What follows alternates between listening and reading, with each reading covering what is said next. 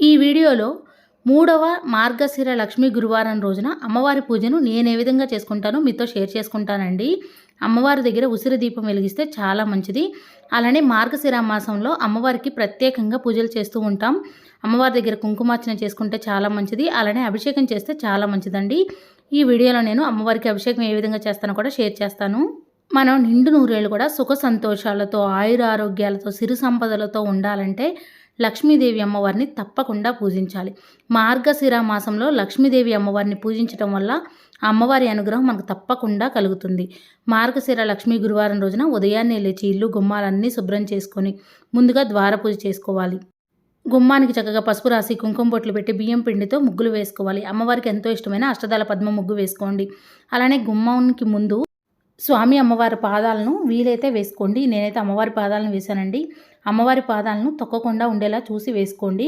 ద్వార పూజ కంప్లీట్ అయిన తర్వాత పూజా మందిరంలోనైనా పూజ చేసుకోవచ్చు, సపరేట్గా పీఠం ఏర్పాటు చేసుకుని పూజ చేసుకోవచ్చు. అమ్మవారికి పూజ నేను ఏ విధంగా చేస్తాను, అభిషేకం ఏ విధంగా చేస్తాను ఈ వీడియోలో షేర్ చేస్తానని చెప్పాను కదండి. ఈ విధంగానే చేయాలని ఏం లేదు. నేను ఏ విధంగా చేసుకుంటానో ఈ వీడియోలో అయితే షేర్ చేశానండి. ఈ వీడియో అయితే మీ అందరికీ చాలా బాగా యూజ్ అవుతుంది. అమ్మవారి అనుగ్రహం మన అందరిపైన ఉండాలని మనస్ఫూర్తిగా కోరుకుంటున్నానండి. పూజ ఎంత ఆడంబరంగా చేసామనేది ముఖ్యం కాదండి, ఎంత భక్తి శ్రద్ధలతో పూజ చేసామనేదే ముఖ్యం. లక్ష్మీదేవి అమ్మవారి పూజలను ఒక్కొక్కసారి ఒక్కోలా చేస్తూ ఉంటాం కదండి. అయితే మార్గశిర మాసంలో మాత్రం ప్రతి వారం కూడా అమ్మవారికి సపరేట్ నైవేద్యం సమర్పించాలి. మూడవ మార్గశిర లక్ష్మీ గురువారం రోజున అమ్మవారికి సమర్పించవలసిన నైవేద్యం వచ్చేసి పరమాన్నం, అప్పాలు. ఈ పూజకి ముందుగా మనం ఎక్కడైతే పూజ చేసుకుందాం అనుకున్నామో ఆ ప్లేస్ని నీళ్లతో తుడిచి ఈ విధంగా పసుపుతో అలికి వరిపిండితో అష్టదళ పద్మ ముగ్గు వేసుకోవాలండి. ఈ ముగ్గుకి 4 సైడ్లు కూడా ఇలా గీతలతో ముగ్గు వేయాలండి. తర్వాత ముగ్గు పైన పసుపు కుంకుమ చల్లాలండి. పసుపుతో ముగ్గు వేయచ్చు, కుంకుమతో కూడా ముగ్గు వేసుకోవచ్చండి. తర్వాత ఒక పీటని ముందుగానే కడిగి పసుపు కుంకుమ బొట్లు పెట్టి రెడీగా ఉంచుకొని అమ్మవారి ఫోటో పెట్టుకోవడం కోసం ఆ పీటను పెట్టుకోవాలండి. ఆ పీట మీద ఒక క్లాత్ వేసుకోవాలి. ఆ క్లాత్ వేసుకున్న తర్వాత అమ్మవారి ఫోటోని ఈ విధంగా పెట్టుకోవాలండి. తర్వాత అమ్మవారికి గంధం, కుంకుమ బొట్లను పెట్టాలండి. తర్వాత అమ్మవారికి పువ్వులను కూడా అలంకరించాలండి.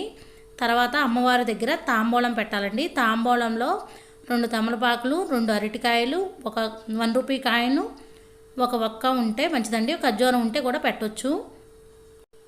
ముందుగా మనం ఏ పూజలైనా గణపతికి పూజ చేస్తాం కాబట్టి ఇక్కడ గణపతిని కూడా పెట్టుకున్నానండి. ముందుగా వినాయకుడికి గంధం, కుంకుమ బొట్లను పెట్టి పువ్వులను సమర్పించానండి. తర్వాత వినాయకుడి దగ్గర కూడా ఒక తాంబూలం పెట్టాను.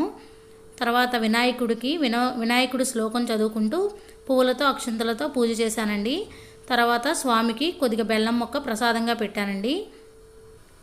నేను ఇక్కడ 2 క్యాండిల్స్ దీపాలను వెలిగించాను, 2 ఇత్తడి దీపాలను వెలిగించానండి, ఒక ఉసిరి దీపం కూడా వెలిగించాను.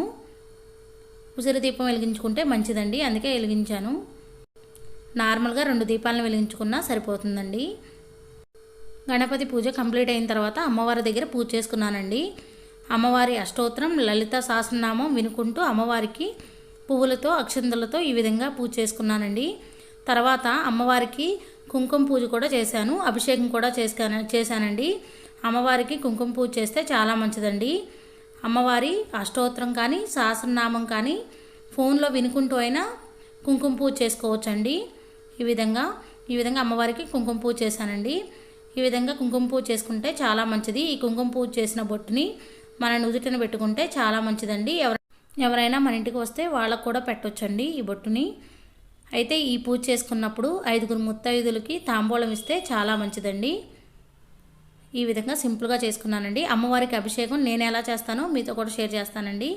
అమ్మవారి అభిషేకం కోసం ముందుగా కావాల్సినవి పసుపు నీళ్ళు, కుంకుమ నీళ్ళు, గంధం నీళ్ళు, తేనె, ఆవు పాలు, పంచదార, మంచినీళ్ళు, పువ్వులు ఈ విధంగా రెడీ చేసుకొని అమ్మవారి నా దగ్గర కాయిన్ ఉందండి, అందుకని ఈ కాయిన్కే నేను అభిషేకం చేస్తున్నాను. మీ దగ్గర విగ్రహం ఉంటే పెట్టుకోవచ్చండి. ఒకవేళ విగ్రహం లేకపోయినా అమ్మవారి స్వరూపంగా భావించి 1 రూపీ కాయిన్కైనా మీరు అభిషేకం చేసుకోవచ్చండి. ఈ విధంగా ముందు నీళ్లతో అభిషేకం చేశానండి అమ్మవారి అష్టోత్తరం వినుకుంటూ. తర్వాత అమ్మవారికి పసుపు నీళ్ళతో అభిషేకం చేశానండి. తర్వాత అమ్మవారికి కుంకుమ నీళ్ళతో అభిషేకం చేశానండి. తర్వాత అమ్మవారికి గంధం నీళ్లతో అభిషేకం చేశానండి. తర్వాత అమ్మవారికి పువ్వులతో కూడా అభిషేకం చేశానండి. ఈ విధంగా అమ్మవారికి చూసారా పంచదారతో కూడా అభిషేకం చేశాను. పువ్వులతో కూడా అభిషేకం చేయొచ్చండి.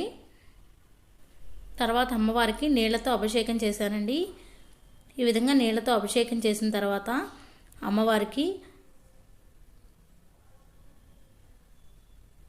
తేనెతో కూడా అభిషేకం చేస్తున్నానండి. తేనెతో అభిషేకం చేసిన తర్వాత మళ్ళీ నీళ్లతో అభిషేకం చేయాలండి. ఈ విధంగా అభిషేకం కంప్లీట్ అయిన తర్వాత అమ్మవారికి గంధం కుంకుమ బొట్టులను సమర్పించాలండి. తర్వాత అమ్మవారి దగ్గర ఒక పువ్వును కూడా పెట్టాలి.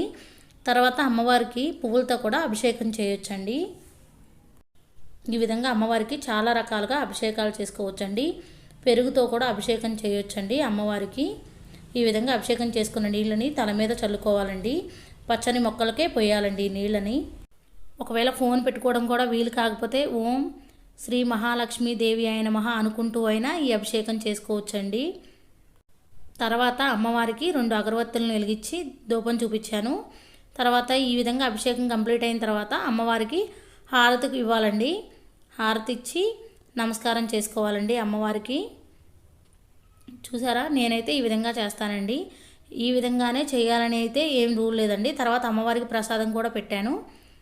ప్రసాదం పెట్టిన తర్వాత హారతి ఇచ్చానండి. చూసారా నేను ఈ విధంగా సింపుల్గా చేసుకున్నానండి. కొంతమంది కలశం కూడా పెట్టుకుంటారండి. కలశం దగ్గర కూడా పూజ చేసుకోవచ్చు. అయితే అమ్మవారి పూజని ఈ విధంగానే చేయాలని రూల్ లేదండి. మన మనసుకు నచ్చినట్టు చేయొచ్చండి. అయితే అమ్మవారి దగ్గర కుంకుమ పూజ అభిషేకం చేసుకుంటే చాలా మంచిదండి.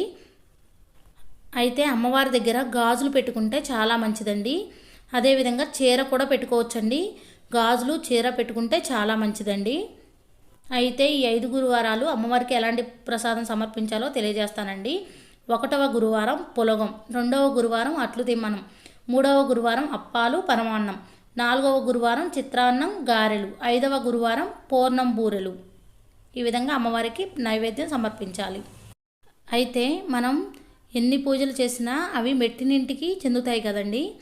అలా కాకుండా ఈ మార్గశిర లక్ష్మీవారం పూజ పుట్టింటి వాళ్ళకి చాలా మంచి చేస్తుందండి.